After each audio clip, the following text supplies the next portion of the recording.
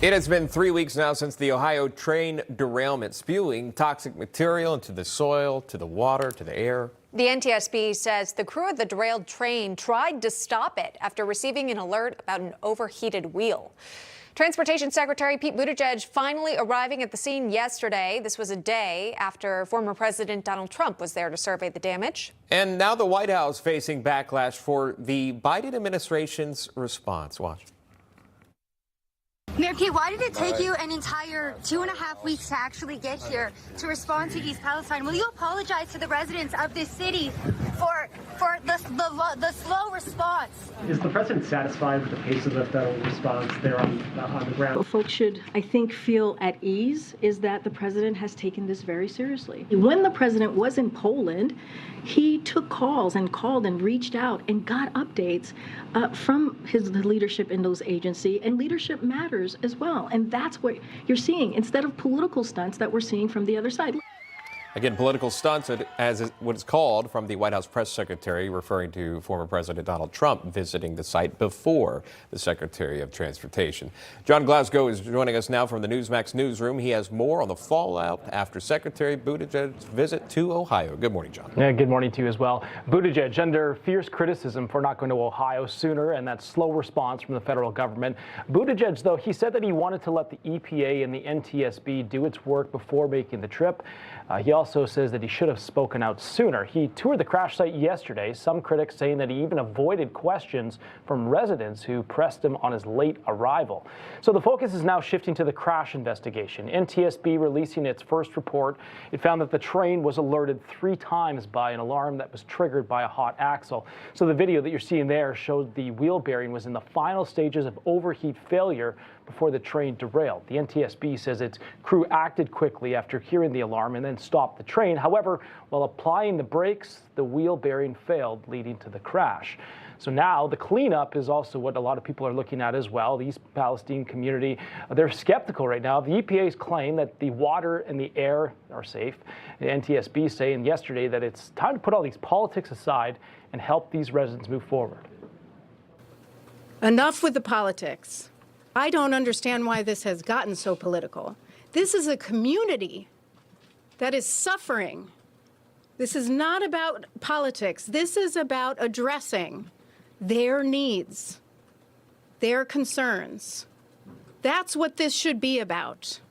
So I don't care about the politics. What I care about is caring for them. What I care about is figuring out how this happened. And what I care about, and the NTSB cares about, is getting to what would prevent this from reoccurring. So it was a bearing that caused this toxic train wreck, not the track or the crew on board. Norfolk Southern safety guidelines, they actually do not require the train operators to take action until the wheel bearings reach 170 degrees Fahrenheit. So what we've learned from all of this, the takeaway here is that rail operators basically self-regulate their trains.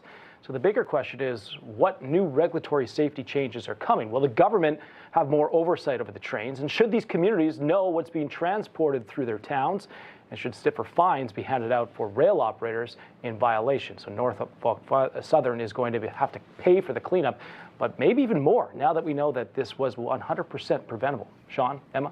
Yeah, a lot of questions there. John Glasgow on top of the story for us. John, thank you. You're welcome. Why are you visiting today? Huh? Why are you visiting today? Well, we brought a lot of people with us, and more importantly, we brought the federal government with us because when they heard I was coming, they all came. They weren't going to come. They were to leave you abandoned, and now they're not. Former President Donald Trump speaking with media, local residents at that McDonald's restaurant during its visit to East Palestine, Ohio on Wednesday. Yeah, and while there, the former president strongly criticizing the Biden administration's response to the toxic train crash and pledging to do his part to assist with relief efforts. And you've seen that. You've seen the pallets of water, other aid out there, even feeding some there. Former White House advisor and contributing editor for the American Spectator, Jeffrey Lord, is back. Jeff, talk to me about this. One of the comments made by the former president is that his visit prompted Secretary Buttigieg, the Biden administration representatives, to visit East Palestine. Do you agree with that? Yeah, I do. And one of the lessons here is when you have a problem like this, which comes out of the blue. If you're the government, you flood the zone. I remember very distinctly in 1982, it was a winter day, lots of snow and ice coming down, and an Air Florida jet took off from what was then Washington National Airport, now ironically Reagan Airport. It didn't get very far. It got as far as the 14th Street Bridge in Washington. There was too much ice on its wings. It fell through the bridge. It sliced right through the bridge, killed all sorts of people in cars on the bridge, and then fell into the Potomac. And a good many people died. Well, somebody that I would later work for in life was, in fact, the Secretary of Transportation of the day, and he and President Reagan knew immediately, flood the zone, as it were, get every last piece of the federal government that you could get, and albeit it was close at hand, to the banks of the Potomac River, help the people out in the plain, et cetera. It was so traumatic that a passerby on the George Washington Parkway named Lenny Skutnik, he was a federal worker, stopped his car, dove into the ice-cold water, and helped a woman who was trying to be plucked out by a helicopter. And that began, interestingly, the tradition. President Reagan had him at his next State of the Union in the Visitors Gallery. That began this tradition we all know now where presidents have somebody in the gallery they call on. Lenny Skutnik was the first, and it's because of what he did there. And you've got to flood the zone, and where these people were in the government when this happened, I have no idea. We've seen President Biden travel recently to Poland and Kyiv, of course, not to East Palestine, Ohio. What sort of message does that send to residents? Yeah, the obvious message is you're not as important as you should be. And can you imagine if the geographic location of this had changed? What if this happened in the middle of Manhattan? What if it happened in the middle of Los Angeles? I suspect there would have been Johnny-on-the-spot treatment, and I do think that this becomes political. This happens to be in a county that, as I understand it, voted for President Trump.